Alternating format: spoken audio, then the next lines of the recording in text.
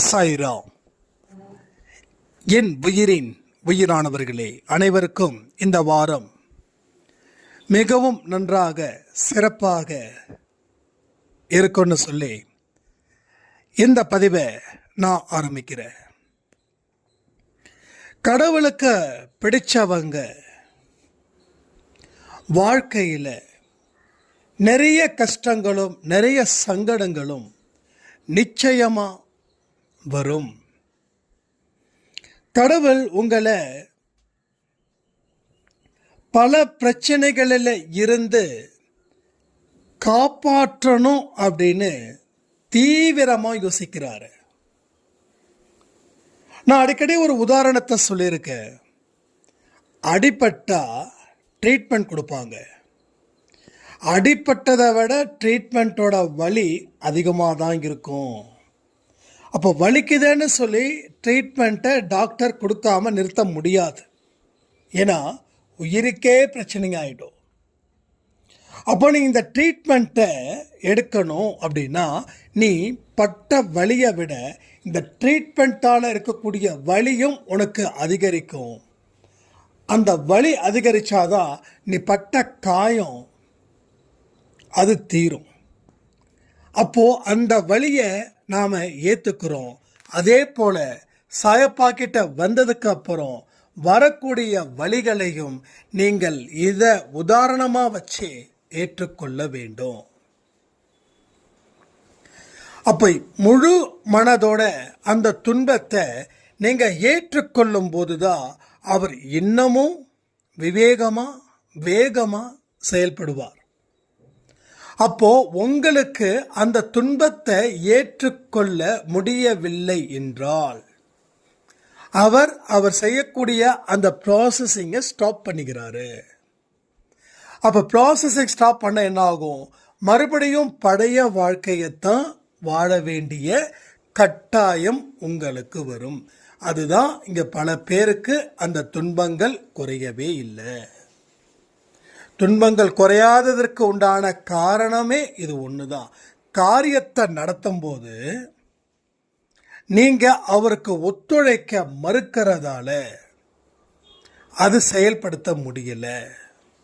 அப்போ இவ்வளவு கஷ்டப்பட்டு இந்த துன்பத்தை நான் ஏற்றுக்கணுமா அப்படின்னு நாம் நினைக்கிறதால தான் அந்த துன்பத்தில் இருந்து மீண்டு வர முடியல. இதை நீங்கள் நல்லா புரிஞ்சுக்கிட்டீங்கன்னா வரக்கூடிய துன்பத்தை முழு மனதுடன் ஏற்றுக்கொள்வீர்கள். முதல்ல கடவுளுக்கு உங்களை கொடுக்கும் போதே நீங்கள் எல்லா தயார் நிலையிலையும் இருக்கணும். நல்லா புரிஞ்சுக்கோங்க, இங்கே உயிர் போகாது. உங்கள் உயிர் கண்டிப்பாக போகாது. நம்ம என்ன நினைக்கிறோம்? உயிர் போயிடும், பெரிய இழப்பு. சத்தியமாக இல்லை. ஒருவேளை இதையெல்லாம் செய்யலைன்னா இழப்புகள் ஏற்படலாம். ஆனால் இதெல்லாம் நீங்கள் செஞ்சிட்டிங்கன்னா இழப்புகள் ஏற்படாது. அதாவது ஒரு விஷயம் பெறணும்னா ஒரு விஷயத்தை கொடுக்கணும். கொடுத்தாதான் பெற முடியும். உங்கள் துன்பத்தை காணிக்கையாக அவருக்கு கொடுங்க.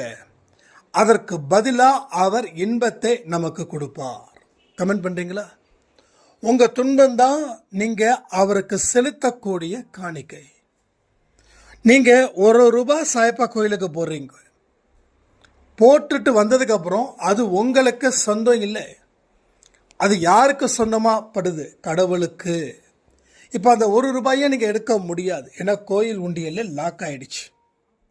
அதே போல் உங்கள் துன்பம் என்ற பாரத்தை நீங்கள் அவருடைய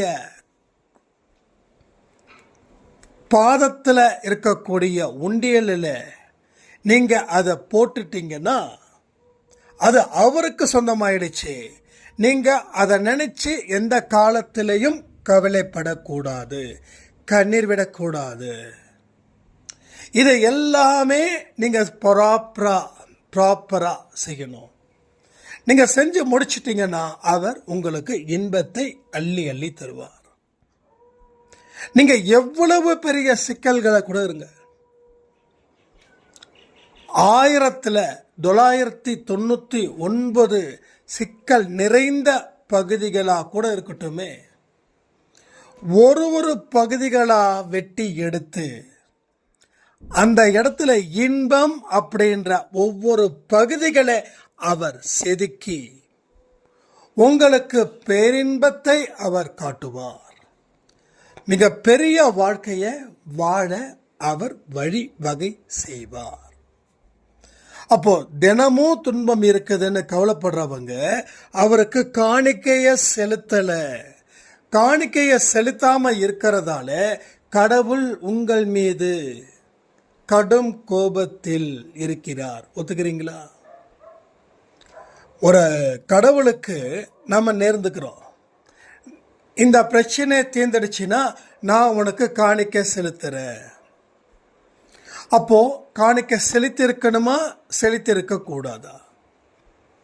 இருக்கிறதுலே அன்பானதும் கண்டிப்பானதும் எந்த தெய்வம் தெரியுமா? எந்த தெய்வம் எந்த அளவுக்கு அன்பா இருக்கோ அந்த அளவுக்கு கண்டிக்கவும் செய்யும். எனக்கு தெரிஞ்ச வரைக்கும் நான் சொல்றேன், சிவனோ பெருமாளோ இல்லை நம்ம சாயப்பாவோ முருகரோ ஆஞ்சநேயரோ கிருஷ்ணரோ ராமரோ இல்லை. யார் தெரியுமா? அம்மன், மாரியம்மன். கண்டிக்கவும் செய்வாங்க, அன்பை கொடுக்கவும் செய்வாங்க. ஆனா அவங்களுக்கு நேர்த்தி கடனை செய்யலன்னு வச்சுக்கோங்க, எந்தெந்த வகையிலெல்லாம் உங்களுக்கு பிரச்சனைகளை கொடுத்து கவனத்தை தன் மீது வர வைக்க முடியுமோ அத்தனையும் அந்த அம்மன் செய்யும். அத்தனையும் அந்த அம்மன் செய்யும். இது நிச்சயமான உண்மை. என்னோட லைஃப்லேயே நான் ரீசண்டாக ஒவ்வொரு மாதமும் மாரியம்மனுக்கு புடவை எடுத்து கொடுக்கணும்னு அந்த அம்மங்கிட்ட சொன்னேன். நம்ம விஷ்ணுவுக்கு அம்மை போட்டு இருக்கும்போது அதை கரெக்டாக ஒரு வருஷம் ஆயிடுச்சுன்னு நினைக்கிறேன். ஆமாம், ஒரு வருஷம் ஆயிடுச்சு. இப்போ ஒரு சைகையில் சொன்னார். அதான் அப்போ என்னாச்சு, ஒவ்வொரு மாதமும் கொடுத்துட்டே இருக்கும்போது ஒரு 2 மாதம் 3 மாதம் கொடுக்கல. நான் கொடுக்கலன்னு அந்த அம்மாவுக்கு காண்டாயிடுச்சு. பிரச்சனையை கொடுக்கல. ஏன்னா பிரச்சனை கொடுக்குற அளவுக்கு அங்கே எதுவும் இல்லை. கர்மாக்கெல்லாம் கொஞ்சம் கொஞ்சமாக குறைஞ்சதால பிரச்சனை கொடுக்கல. ஆனால் இன்டைரக்டாக நாம் பார்க்குற ஒரு ஏதாவது ஒரு போஸ்ட்டு பார்க்குறோம், இல்லை அன்பை சாயில் யாராவது இப்போ தானே நான் மாரியம்மனுக்கு போயிட்டு 100 ரூபா காணிக்க போட்டு வந்தேன் அப்படின்னு யாராவது சொல்லும்போது, ஓஹோ இது இவங்க சொல்கிறதுக்கு ரீசனே நம்ம அம்மனுக்கு 3 மாதம் புடவை எடுத்து கொடுக்கலன்னு சொன்ன உடனே டக்குன்னு விஷ்ணுக்கிட்ட சொல்லி தயவு செய்து 3 புடவை எடுத்துகிட்டு கொடுத்துட்டு அதுக்கப்புறமா நீ வீட்டுக்கு வா அப்படின்னு கொடுத்ததுக்கு அப்புறம்தான் அந்த மாதிரி போஸ்ட்டும் என் கண்ணுக்கு வரல. அது மாதிரி எந்த விதமான அறிவுறுத்தலும் என் கண்ணுக்கு வரல. புரியுதா உங்களுக்கு? அப்போது நீங்கள் நேர்த்தி கடனை கொடுக்குற பிரச்சனைகள் தீர்வதற்கு முன்னாடி வேண்டியிருப்பீங்க, நான் செலுத்துகிறேன். ஆனால் அந்த பிரச்சனை முடிஞ்சதுக்கு அப்புறமும் கொடுக்கலன்னா அது உங்கள் மிஸ்டேக். ஏன்னா கடவுள் கேட்கல, நீ இதை செய்ய, அப்போ தான் நான் பிரச்சனையை தீர்ப்பேன். நம்மளை வாலண்ட்ரியாக போய் நின்னோம். வாலண்ட்ரியாக போய் நின்று நான் எனக்கு பிரச்சனை தீர்ந்துடுச்சுன்னா இதை செய்யறேன் அப்படின்னு கடவுள் பார்க்குறாரு, பார்த்துக்கிட்டே இருக்கிறாரு. நீங்களும் அதை மறந்து அந்த பிரச்சனை தீர்ந்த சந்தோஷத்தில் வாழ்ந்துக்கிட்டு இருக்கீங்க. இப்போ ஒரு இடத்துல செக்கு வைக்கிறாரு, அப்போ தான் நமக்கு தெரியுது. அதே போல தான் இவரும் பாரத்தை என் மீது வச்சமா வைக்கல, அதனால் அவர் கடும் கோபத்தில் இருக்கிறார். நான் கற்பனை பண்ணி சொல்லலை, சத்தியமாக உண்மையான வார்த்தையை தான் சொல்கிறேன். உங்கள் பாரம் ஏன் தீரலை? நீங்கள் கொடுத்தா தானே தீரும். என் பாரமே தீரலைன்னா நீங்கள் கொடுக்கணும். வாங்கிறதுக்கு ஆட்கள் இருக்கும்போது நான் கொடுக்க மாட்டேன் அப்படின்னு நீங்கள் உட்காந்துருந்தீங்கன்னா அந்த பாரத்தோடு நீங்கள் அப்படியே உட்கார வேண்டியது தான். அப்போது அதை நீங்கள் கொடுக்க ஆரம்பிச்சிட்டிங்கன்னா பிரச்சனை தீரும். அப்போ கொடுக்கும்போது உங்கள் மனநிலை, இனி என்னோட பிரச்சனைகள் தீர்ந்தது, இனி எனக்கு துன்பங்கள் வந்தாலும் வரலைனாலும் கவலையோ சந்தோஷமோ இல்லை, என்னோட வாழ்க்கைக்கு தேவையானவைகளை மட்டுமே நான் தேடுவேன். எனக்கு துன்பத்தை தரக்கூடிய விஷயத்தை நான் நினச்சி பார்த்து அழுது புலம்புறத இந்த நிமிஷத்துல நான் விடுறேன். இது கடவுள் மேல சத்தியம். சொல்ல முடியுமா? சொல்ல முடியுமா? இந்த சபதத்தை அவர் முன்னாடி உங்களால சபதம் செய்ய முடியுமா? செய்ய முடிஞ்சா உங்க துன்பம் இந்த நிமிடம் இந்த நொடி தீரப்போகிறது. இல்லை என்றால் இந்த துன்பம் இந்த ஜென்மம் மட்டும் இல்லை, வரக்கூடிய எல்லா ஜென்மத்திலையும் அது ரிஃப்ளெக்ட் ஆக போகுது.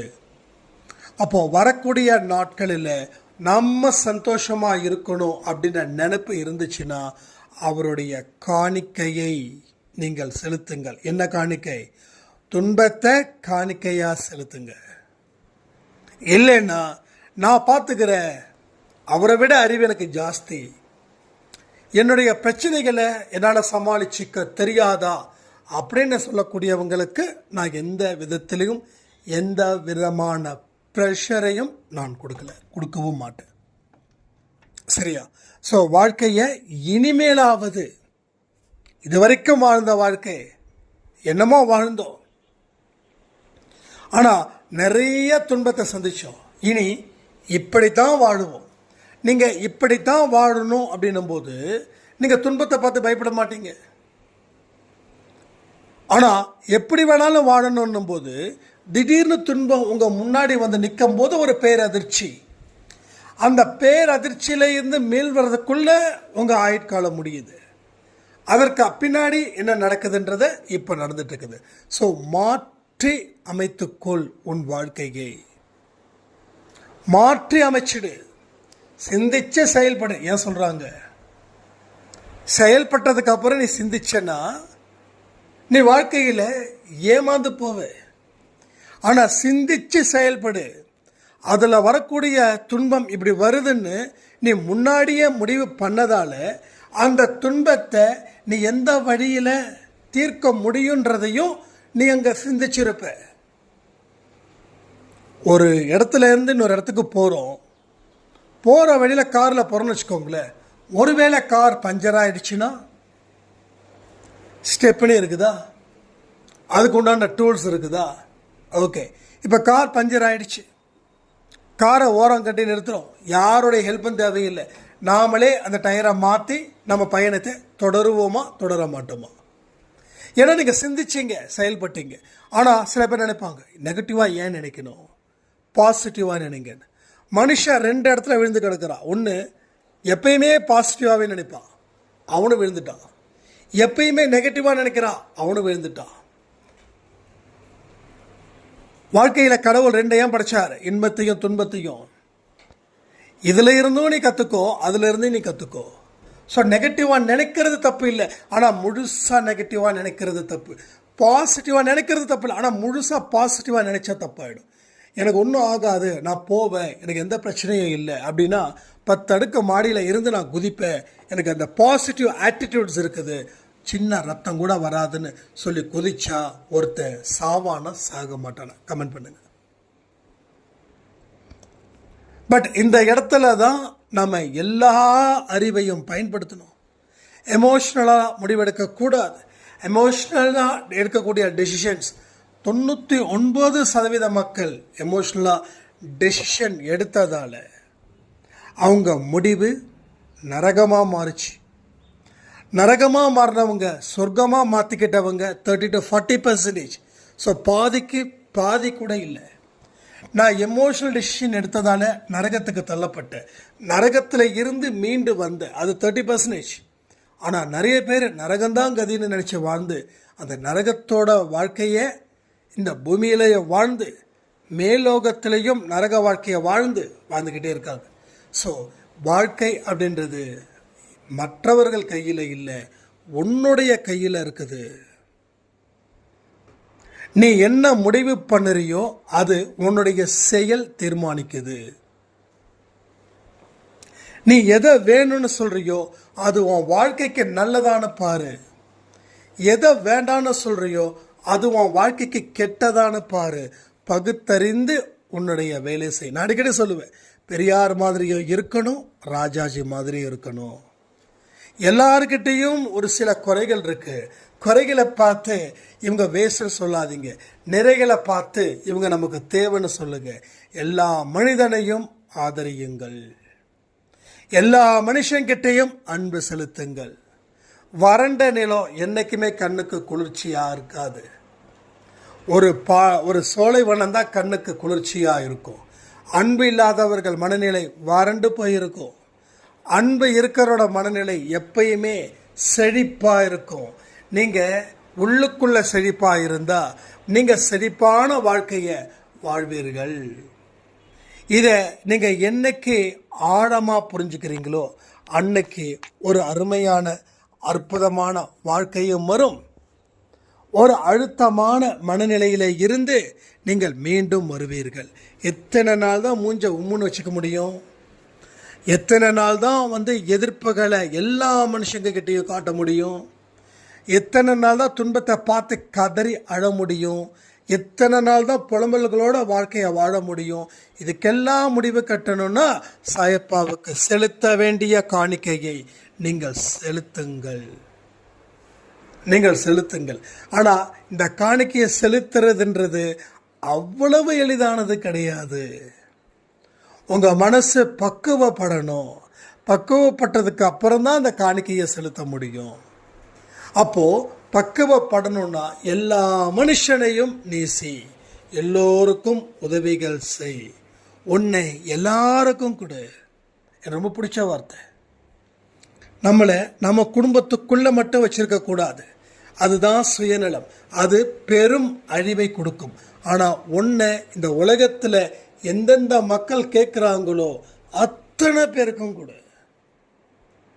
நீ அப்படி கொடுத்து பாருங்க உங்கள் வாழ்க்கையில். அப்போது என்னை யாரும் ஒதுக்கலை, என்னை எல்லோரும் நேசிக்கிறாங்கன்னு தோணும். கருப்பு கண்ணாடியை போட்டு பார்த்தா எல்லாம் கருப்பாக தெரியும். ரெட் கலர் கண்ணாடியை போட்டு பார்த்தா எல்லாம் ரெட்டாக தெரியும். எல்லோ அப்படிதான். நம்ம பார்க்க பார்வை அதை பொறுத்து தான் நீ குளிர்ச்சியாக இருக்கியா இல்லை நீ நெருப்பாக இருக்கியா. நெருப்பு ரொம்ப அவசியம். அதுக்காக நெருப்பாகவே வாழ்ந்துட முடியாது. குளிர்ச்சியும் ரொம்ப அவசியம். அதுக்காக குளிர்ச்சியாகவே வாழ்ந்துட முடியாது. எல்லா விஷயத்திலையும் பட்டும் படாமல் இரு. எதுலேயும் போய் மாட்டிக்காத. நீ மாற்ற மாதிரி இருந்தால் அந்த விஷயத்தை செய்யாத. ஒரு இடத்துல நீ அடிமை ஆயிடுவேன்னு நினச்சா அந்த இடத்த நினச்சி கூட பார்க்காத. புரியுதா? இது எல்லாமே முன்னெச்சரிக்கை. வருமுன் காப்போம். மரத்துக்கு முன்னாடி காத்துக்கோ. வந்ததுக்கப்புறம் ஏன் தேவையில்லாமல் கஷ்டப்படணும்? ஏன் தேவையில்லாமல் வருத்தப்படணும்? ஏன் தேவையில்லாமல் வெறுத்து பேசணும்? ஏன் தத்துவம்? இந்த தத்துவத்தை தயவு செய்து பேசுறதை நிறுத்திடுங்க. இந்த தத்துவத்தில் மோசமான தத்துவம் என்ன தெரியுமா? இருக்கலே மோசமான தத்துவம், அருவருப்பான தத்துவம், வாழ்க்கையில் எதுக்கும் பிரயோஜனம் இல்லாத தத்துவம், வாழ்க்கையில் குப்பையில் கொட்டக்கூடிய தத்துவம், அதை காலடியில் போட்டு மிதிக்கக்கூடிய தத்துவம் என்ன தெரியுமா? விதிப்படி தான் உன் வாழ்க்கை நடக்கும். எல்லாமே விதி. என்ன செய்ய முடியும்? இந்த தத்துவத்தை பேசுகிற ஒவ்வொருத்தவங்களோட வாழ்க்கையிலையும் தன்னம்பிக்கை இல்லாத மனிதர்களாக மட்டுமே இருப்பார்கள். தன்னம்பிக்கையே இருக்காது அவங்களுக்கு. விதி விதி விதின்னு உட்காந்துட்டு இருக்கிறவன் ஜாஸ்தி. அவன் ஒரு சில டைமில் வெறி பிடிச்சவனாக மாறிடுவான். ஆனால் விதி மதியை வெல்லலாம் அப்படின்றது இருக்கு. அதுக்கும் ஒரு விதி வேணும்னு சொல்லுவான். ஒரு நான் சொன்னேன், விதிப்படி தான் அவர் சொல்கிறார். எல்லா விஷயமும் விதிப்படி தான் நடக்குது. அப்போ நான் கேட்குறேன், எங்கள் விதியை மதியால் வெல்லலாமே அப்படின்றதுக்கு அதுக்கும் ஒரு புது தத்துவத்தை கொடுக்குறாரு. அதுக்கும் விதி இருந்தால் தான் மதியால் வெல்ல முடியும். அப்போ ஒரு விஷயத்தை முடிவு பண்ணிட்டார். வாழ்க்கையில் நீ சும்மாவே இரு. யார் அடித்தாலும் வாங்கிக்கோ, யார் காயப்படுத்தாலும் வாங்கிக்கோ. ஏன்னா அதுதான் உன்னோட விதி. அப்போ மனுஷங்க தன்னுடைய சுய லாபத்துக்காக தத்துவத்தை உருவாக்குறாங்கன்னு வச்சுக்கலாமா? தத்துவத்தை கண்டிப்பாக உருவாக்க வச்சுக்கலாமா? இப்போ நான் சொல்கிறேன், உங்கள் வாழ்க்கையில் எத்தனை பேர் உங்கள் சோக கதையை கேட்டு எல்லாம் விதிப்படி தான் இருக்குதுன்னு சொன்னவங்க எத்தனை பேர்? கமெண்ட் பண்ணுறீங்களா? அப்போ சொன்னவங்க வாழ்க்கையை யோசிச்சு பாருங்க. அவங்களும் தீராத தலைவலியில் தான் இருப்பாங்க. பட் வாழ்க்கையில் வெற்றி அடைஞ்சவங்க கிட்ட நீங்கள் பேசியிருக்கீங்களா? அவன் இந்த வார்த்தையை சொல்லிட்டான் அப்படின்னா, நான் இப்பயே சொல்கிறேன், என் தலையை மொட்டை அடிச்சுக்கிறேன், நான் தாடி மீசை எல்லாத்தையும் க்ளீனாக வச்சுக்கிறேன். ஏன்னா வெற்றி அடைந்தவன் எவனும் இந்த வார்த்தை சொல்ல முடியாது. ஆனால் அதுக்கும் சொல்லுவான், அவனுக்கு விதி இருக்குது, அதனால் கீழேருந்து மேலே வந்தான். ஏன் நம்ம அன்பே சாய் ஃபேமிலியிலேயே 2 வருஷத்துக்கு முன்னாடி எனக்கு ஒருத்தவங்க சொன்னாங்க, சாய்ராம் உங்களுக்கு விதி இருந்ததால் நீங்கள் கீழே இருந்து மேலே வந்தீங்க. நான் தான் நினச்சேன், இத்தனை நாள் கத்தின கத்து எல்லாமே இந்த ஒரே வார்த்தையில் ஒரே ஸ்டேட்மெண்ட்டில் வீணாக போயிடுச்சே அப்படின்னு. ஸோ விதின்னு சொல்லி உங்களை பயப்படுத்திட்டு இருக்கிறாங்க. நான் சொன்னேன், ஒவ்வொருத்தவங்களும் ஒவ்வொரு அறிவுக்கு உட்பட்டு தானே செயல்படுவாங்க. அவங்களாம் சின்ன குழந்தைங்க நினச்சிக்கோ, சின்ன பாப்பாக்கள் அவங்கெல்லாம். அவங்களாம் A ஃபார் ஆப்பிள் தான் படிச்சுட்டு இருக்காங்க. அவங்க கிட்ட போயிட்டு வாழ்க்கையோட தத்துவத்தை பற்றி கேட்டிங்கன்னா அவங்க என்ன சொல்லுவாங்க, அவங்க A ஃபார் ஆப்பிளை தான் படிக்க சொல்லுவாங்க. நாம் படிக்க வேண்டிய வயசா? அதெல்லாம் படித்து முடிச்சிட்டோம். திரும்பவும் விதி விதி சதி சதி இதிலெல்லாம் போய் சிக்கிக்காதீங்க. சிக்கிக்கிட்டிங்கன்னா சின்ன பின்னம் ஆகிடுவீங்க. ஸோ இது எல்லாத்தையும் நல்லா யோசித்து புரிஞ்சு பாருங்கள். உங்கள் வாழ்க்கையில் எது நடக்கணும்னு நடக்குமோ அது நீங்கள் நினச்சாதான் நடக்கும். நீங்கள் முயற்சி பண்ணாதான் அது வெற்றிக்கு உண்டான ஒரு வழியை தேர்ந்தெடுக்கும்னு சொல்லி இந்த பதிவை நான் முடிக்கிறேன். ஜெய் சாய்ராம்.